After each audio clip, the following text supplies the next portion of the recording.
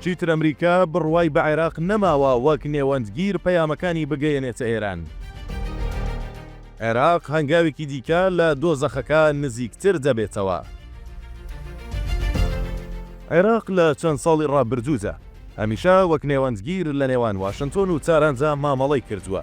بەردەوام ئەگەر پەیامێکی ئەمریکا هەبوو بێت هەر لە ڕێگەی بەغداوە گەیەندراوەتە تاران. بەڵام لە ئێستادا عێراق ئەو ڕۆڵەی نەماوە و چیتر جێگای متمانە نییە بۆ ئیدارەی ئێستای ئەمریکا.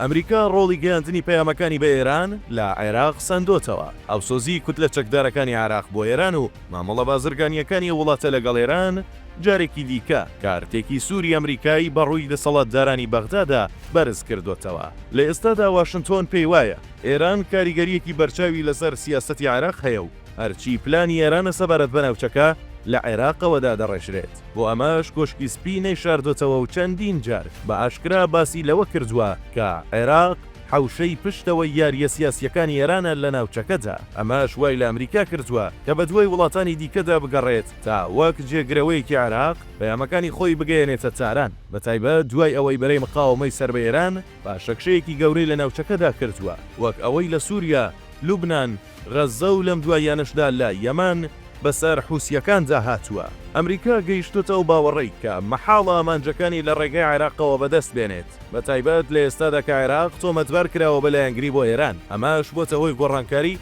لە استراتیژی ئەمریکا و کابینەی نوێی کۆشکی سپی بەرامبەرە وڵاتە. ئەوەی بۆ ئەمریکا گرنگە ئەوەیە کە دەبینێت عێراق دەستبەرداری بەشێک لە پەیوەندی ئابووری و ئەمنیەکانی بێت لەگەڵ تاراندا. بەتایبەت پرسی کوتلە چەکدارەکانی سەر بە ئێران کە لە عێراق چالاکن و لە 2 ساڵی ڕابردوودا و لە دوای ڕووداوەکانی 7 ئۆکتۆبەر بەردەوامە و گروپانە لە عێراقەوە هێرشیان کردوتە سەر ئیسرائیل و بەرژەوەندیەکانی ئەمریکا. ئەمە شوای کردووە کۆشکی سپی هەڵوێستی خۆی لە گەیاندنی پەیامەکان لە ڕێگەی عێراقەوە بگۆڕێت. بۆ ئەمەش ئەمریکا دەستی کردووە بە پشتبەستن بە دەوڵەتانی کەنجاو بۆ گەیاندنی پەیامەکانی بە ئێران. ئەمەش وەک بەشێک لە بەهێزکردنی هاوپەیمانەکانی ئەمریکا لە ناوچەکەدا دەبینرێت. ڕووکردنە وڵاتانی کەنجاو لەلایەن ئەمریکاوە بۆ گەیاندنی پەیامەکانی بە ئێران 3 هۆکاری سەرەکی لە پشتەوەیە. یەکەم لایەنگری عێراق لە ئێران، هەروەها عێراق وەک بەشێک لە کێشەکانی تاران سەیر دەکرێت. سێمیش دەستبەردار نەبوونی عێراق لە کۆمەڵێک پرسی گرنگ کە ئەمریکا داوای زوو یەکلابوونەوەیان دەکات. ئەم هۆکارانەش وای کردووە کە ئەمریکا وڵاتانی کەنجاو وەک بەرژەوەندیەکی استراتیژی خۆی ببینێت. لە ناوەڕاستی ئەم مانگەدا دۆناڵد ترامپ لە ڕێگەی وڵاتی ئیماراتەوە نامەیەکی بۆ عەلی خامنەیی ڕێبەری باڵای شۆڕشی ئیسلامی ئێران نارد. لە نامەکەدا ترامپ کۆتا پەیامی خۆی گەیاندە ڕێبەری باڵای وڵاتە و داوای دانوستان و ڕێککەوتنی لێکرد. بە پێچەوانەوە ئەگەر با ڕێککەوتن و دانوستان ڕازی نەبێت ئەوە بژاردەی سەربازی یەکێک دەبێت لە ئەگەرە بەهێزەکان. دوای گەیاندنی ئەو پەیامە گرنگەی ئەمریکاش بە ئێران لە ڕێگەی ئیماراتەوە شارەزایانی کاروباری استراتیژی دەڵێن ئەمە گورزێکی دیکە ئەمریکایە لە عێراق کە چیتر پشت بۆ وڵاتە نابەستێت بۆ گەیاندنی پەیامەکانی بە ئێران و لەمە دوای داواکاریەکانی قورستر دەکات لەسەر وڵاتە. درێژنەکردنەوەی مۆڵەتی هاوردەکردنی غازی ئێران و عێراق بە یەکێک لە سزا سەرەتاییەکانی ویلایەتە یەکگرتووەکانی ئەمریکادا دەنرێت بەرامبەر بە عێراق. ئەمە جگەلەوەی هەریەکە لە وەزیری دەرەوە و نوێنەری سەرۆکی ئەمریکا هۆشداری توندیان داوە بە سەرۆک وەزیرانی عێراق کە دەبێت بە زوویی پرسی میلیشیا عێراقیەکانی سەر بە بەرەی مقاومەی ئێران چارەسەر بکات و ڕێگە نەدات ئەو گروپانە لە دەرەوەی دەوڵات چالاکی بکەن.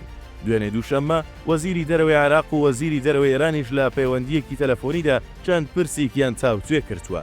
فواد حوسێن وەزیری دەرەوەی عێراق لە بەیاننامەیەکدا باسی لەوە کردووە کە بە تەلەفۆن لە ڕێگەی عەباس عێراقچی وەزیری دەرەوەی ئێران قسەیان کردووە و عێراقچی پێی ڕاگەیاندووە کە وڵاتەکەی تاوتوێی نامەکەی دۆناڵد ترامپ دەکات بۆ ڕێبەری باڵای ئێرانی ناردووە و تووشیەتی کە بە زووترین کات وەڵامی نامەکەی سەرۆکی ئەمریکا دەدەینەوە. لە بەرامبەر هەڵوێستە نوێیەکانی ئەمریکا سەبارەت بە عێراق، فواد حوسێن وەزیری دەرەوەی عێراق و جێگری سەرۆکوەزیران لە چاوپێکەوتنێکی تەلەڤیزیۆنیدا ڕایگەیاند کە عێراق بەشێک نییە لە بەرەی مقاومەی ئێران و دەمانەوێت وڵاتەکەمان لە تێوەگلانی هەر هەڕەشە و جەنگێک بپارێزین.